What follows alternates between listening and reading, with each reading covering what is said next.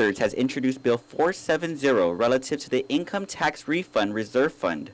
According to the measure, the fund requires a set-aside for each subsequent tax year, in this instance for tax year 2012, regardless of current or past due tax liabilities, with monies that are accruing subject to provisions of the law. It's the bill's intent to ensure that any reserves intended for a subsequent tax year be made available in order to ensure that any current or past due obligation is settled first. She says it's prudent to clear any debts owed to the people of Guam. Because the people have a right to have their money, and the governor's made a strong case for it, and we need this to help families and also to help our economy. The bill is co-sponsored by 13 senators minus Speaker Judy Wampad and Senator Ben Pangilinan, who is currently off island.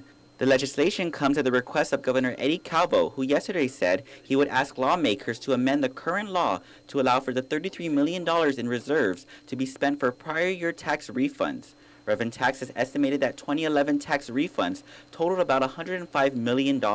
We want to see if we can get this done during this legislative session, and so that the administrative processing of all the refund checks can be done at one time.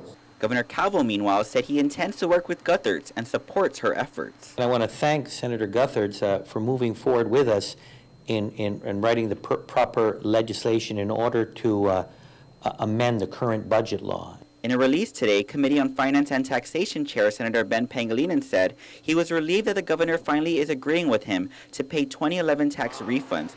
However, he didn't agree that the special legislation is needed, stating, quote, he supports all efforts, including unnecessary legislation, to get taxpayers their refunds, end quote.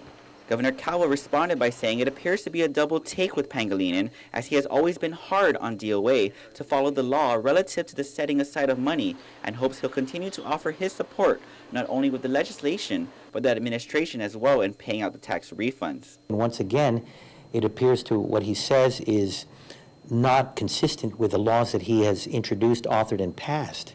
So again, I feel bad for Senator Pangilinan. He is contradicting the very laws that he has authored in regards to putting reserve for current and future tax refunds. Senator Guthers' office, meanwhile, has sent a request for an emergency declaration waiving a public hearing on Bill 470 to allow for the release of the prior year's government tax liabilities, as senators were still discussing Bill 437 in the Committee of the Whole. Reporting for Guam's News Network, I'm Ken Quintaniza.